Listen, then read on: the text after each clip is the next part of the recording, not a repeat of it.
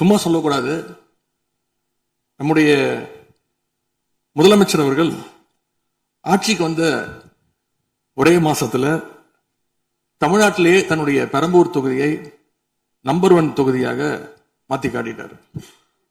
எதுல நம்பர் 1 பாத்தீங்கன்னா, இன்னைக்கு தமிழ்நாட்டிலேயே மின்வெட்டுல நம்பர் 1 தொகுதி பெரம்பூர் தொகுதி தான்.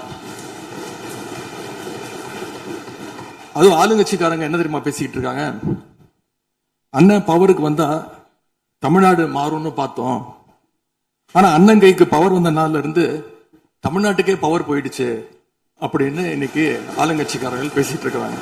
மாண்புமிகு மின்துறை அமைச்சர், மாண்புமிகு பேரவைத் தலைவர் அவர்களே, மாண்புமிகு முதல்வர் அவர்களே, மாண்புமிகு எதிர்கட்சி தலைவர் சொல்றப்ப தமிழ்நாட்டுக்கு ஏதோ மின்வெட்டு இருக்குன்னு சொல்லியிருந்தாரு. நாங்கள் ஒவ்வொரு நாளும் தமிழ்நாட்டில் எங்கெங்க எதனால மின்வெட்டு விழுதுன்னு நம்ம பப்ளிஷ் பண்ணிட்டே வரோம், டேஷ்போர்ட் பப்ளிஷ் பண்ணிட்டே வரோம். அதுல எதனால என்ன காரணம்னு சொல்லிட்டே வரோம். இந்த துறை ஏன் இப்படி இருக்குன்னு நாங்க ஏற்கனவே தெளிவா சொல்லிடுறோம். இந்த துறையோடைய இன்னைக்கு நிதிநிலை அறிக்கையில இந்த துறையில 2.5 லட்சம் கோடி கடன் இருக்கு. அது இல்லாமல் இந்த துறையில எந்தவித இன்ஃப்ராஸ்ட்ரக்சர் டெவலப்மெண்ட்டும் இவங்க கடந்த 5 ஆண்டுகள் 15 ஆண்டுகள் செய்யப்படவில்லை. இது சம்பந்தமாக விரிவான வெள்ளை அறிக்கை விரைவில் வெளியிடப்படும் நம்ம ஏற்கனவே சொல்லிடுறோம். அது இல்லாமல் இந்த துறைக்கு கடந்த 5 ஆண்டுகளா எவ்வளவு பேர் ஆள் எடுத்தார்கள் என்று, எவ்வளவு பேர் வேலைக்கு ஆள் எடுக்கப்பட்டது என்பதையும் நாங்கள் இன்னும் ஒரு சில நாட்கள்ல இதற்கான விளக்கமாக வெள்ளை அறிக்கையை நாங்கள் கண்டிப்பாக வெளியிடுவோம். இந்த துறையில் பாத்தீங்கன்னா இப்ப வேக்கண்ட் மட்டும் 70,000 வேக்கண்ட் இருக்கு. இது எல்லாம் சீரமைத்து இந்த ஒரு வாரமாக 10 நாட்களாக மொத்தம் 125 குழுக்கள் அமைக்கப்பட்டிருக்கு. இந்த துறையில நம்ம எதனால இந்த மின்வெட்டுகளை சரி செய்ய 125 குழுக்கள் அமைக்கப்பட்டு 500 பேர் வெளியிலிருந்து கான்ட்ராக்ட்லாம் எடுக்கப்பட்டு எங்கெங்கெல்லாம் மின்வெட்டுகள் இருக்கோ அது சரி செய்யப்பட்டிருக்கு. கடந்த ஒரு வாரமா நீங்க பாத்திருப்பீங்க, ஒவ்வொரு நாளும் எதனால் மின்சாரம் தட்டுப்படுதுன்னு சொல்லி பப்ளிஷ் பண்ணிட்டே இருக்கோம். பொதுவாக குற்றச்சாட்டுகள் சொல்லுவதை தவிர்த்து விட்டு எங்க ஸ்பெசிபிக்கா எந்த நாள்னு சொல்லிட்டு பெரம்பூர்ல அதான் சொல்றோமே, பெரம்பூர்ல எத்தனை முறை மின்சாரம் தட்டுப்படுச்சு, எதனால தட்டுப்படுச்சு, எவ்வளவு நேரத்தில் அது சீர் செய்யப்பட்டது, சரி செய்யப்பட்டதுன்னு பார்த்திருக்கோம். எங்கெங்கெல்லாம் ஃபியூஸ் திருட்டுகள் நடக்கப்பட்டதோ அவர்களெல்லாம் கைது செய்யப்பட்டிருக்கிறார்கள். அதே மாதிரி வேற எங்கெல்லாம் சிசிடிவி இல்லாத இடத்தில் இருக்குதோ அங்கெல்லாம் ரோந்து பணிகள் அதிகரிக்கப்பட்டிருக்கு. கடந்த 10 நாட்களாக எங்கெங்கெல்லாம் தேவையில்லாமல் மின்வெட்டுகள் ஏற்படுத்தப்பட்டதோ, ஓவர்ஃப்ளோ லோடு அதிகமாக அனுப்பப்பட்டு அதெல்லாம் உடனடியாக சீரமைக்கப்பட்டிருக்கு. ஒவ்வொரு நாளும் குறைஞ்சது 50 to 55 இடத்துல மின்சாரம் தட்டுப்பாடு அங்கங்க மின்வெட்டு ஏற்படுது. அதுல 35 இடத்துக்கு கீழேயாவது 1 மணி நேரத்துக்குள்ள சரி செய்யப்பட்டு வருகிறது. அதுக்கான டேஷ்போர்டுக்கு தெளிவாக எதிர்கட்சி தலைவர் பார்த்து விட்டு பேசினால் நன்றாக இருக்கும். மாண்புமிகு முன்னாள் அமைச்சர் மாண்பு உறுப்பினர் செந்தில் பாலாஜி அவர்கள். மாண்புமிகு பேரவைத் தலைவர்களே, எங்களுடைய எதிர்கட்சி தலைவர்கள் சொன்னார்கள் மின்வெட்டு சம்பந்தமாக. இப்போதைய அமைச்சர் அவர்கள் அது குறித்து கருத்துக்களை சொன்னார்கள்.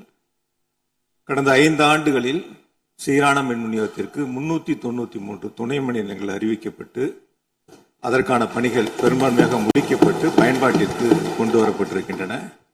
ஒவ்வொரு ஆண்டும் தேவைக்கேற்ப கூடுதல் மின் தேவை ஏற்படுகின்ற பொழுது அதற்கான ஏற்பாடுகள் செய்யப்பட்டு புதிய மின் உற்பத்தி திட்டங்கள் வரை அறிவிக்கப்பட்டு அது செயல்பாட்டுக்கு கொண்டு வரப்பட்டிருக்கின்றன.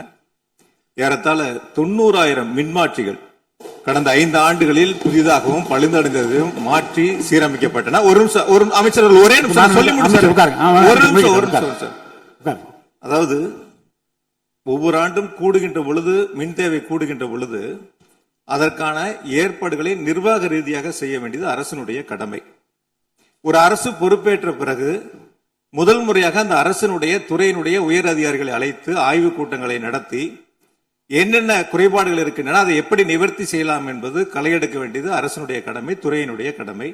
எனக்கு தெரிந்தவரை இதுவரை மின்துறையில் அந்த மின் விநியோகத்தில் இருக்கக்கூடிய துறையினுடைய அதிகாரிகள் ஆய்வு கூட்டங்கள் வரை இதுவரை நடைபெறவில்லை. அதைத்தான் அங்கிருக்கு பணியாற்றக்கூடியவர்கள் சொல்கின்றார்கள். இப்பொழுது இருக்கக்கூடிய பணியாளர்களை வைத்துத்தான் கடந்த 5 ஆண்டுகளும் மிக சிறப்பாக எந்தவித மின் தடையும் இல்லாமல் சீரான மின் விநியோகம் வழங்கப்பட்டன. எனவே கடந்த காலங்களில் இருக்கக்கூடிய குறைகளை தொடர்ச்சியாக ஒரே கருத்துக்களை முன்வைப்பதை விட இந்த அரசு துறையினுடைய அதிகாரிகளை அழைத்து ஆய்வுக் கூட்டங்களை நடத்தி கடைமுறை வரை மின் விநியோகம் சீராக எடுத்து செல்வதற்கான முன்னெடுப்புகளை எடுக்க வேண்டும். எங்களுடைய எதிர்க்கட்சி தலைவர் துணை முதலமைச்சராக இருந்த பொழுது அவருடைய சேப்பாக்கம் திருவல்லிக்கேணியிலேயே பல்வேறு மின் திட்டங்களை தங்களுடைய திருக்கரங்களால் தொடங்கி வைத்திருக்கின்றார்கள். அது அனைத்து தொகுதியிலும் அனைத்து மின் திட்டங்களும் சிறப்பாக கடந்த 5 ஆண்டுகளில் நிறைவேற்றப்பட்டிருக்கின்றன. அதையும் நீங்கள் எடுத்து பார்த்து இனி என்னத்தை நீங்க உங்களுடைய பத்திரிகை செய்தியிலேயே கொடுத்திருக்கிறீங்க. 100க்கும் மேற்பட்ட துணை மின் நிலையங்கள் 10,000 கோடியில் பணிகள் தற்பொழுது நடைபெற்று வருகின்றன என்று உங்களுடைய பத்திரிகை செய்தியில இருக்கு.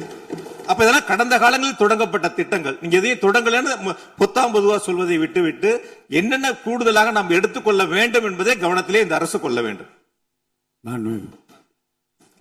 மாண்புமிகு பேரவைத் தலைவர் அவர்களே, மாண்புமிகு உறுப்பினர் மாண்புமிகு உறுப்பினர் சொன்னப்ப சொன்னாரு அறிவிப்புகள் நிறைய செஞ்சிருக்கோம்னு. கடந்த ஆட்சியில் அறிவிப்புகள் மட்டும்தான் செஞ்சிருக்காங்க, எதையும் செயல்படுத்தவில்லை. அது இல்லாமல் அவர் சொல்லியிருக்கிறார், நாங்கள் அது சம்பந்தமாக வெள்ளை அறிக்கை 2 நாள்ல வெளியிடுவோம். நீங்க அமைதியா இருக்கலாம், 2 நாள்ல அது சம்பந்தம் வெளியிடுவோம்.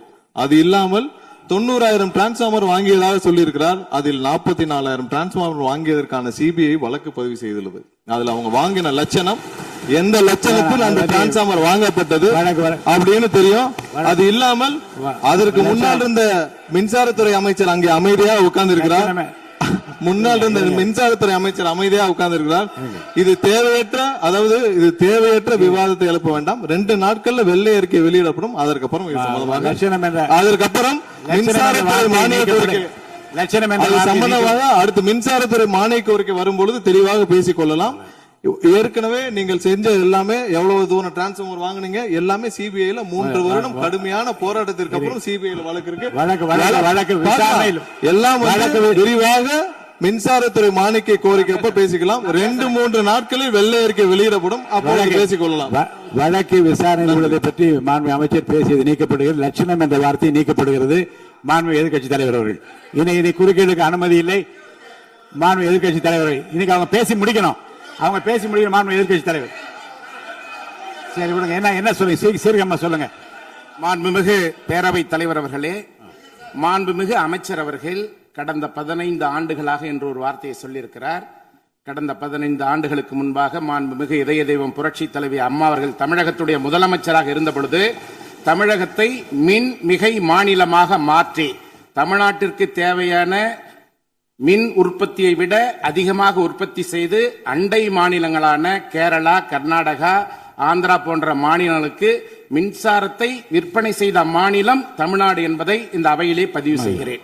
எல்லாம் வெள்ளை அறிக்கை வருகிற போது எல்லாம் வெட்டு வெளிச்சமாகிவிடும்.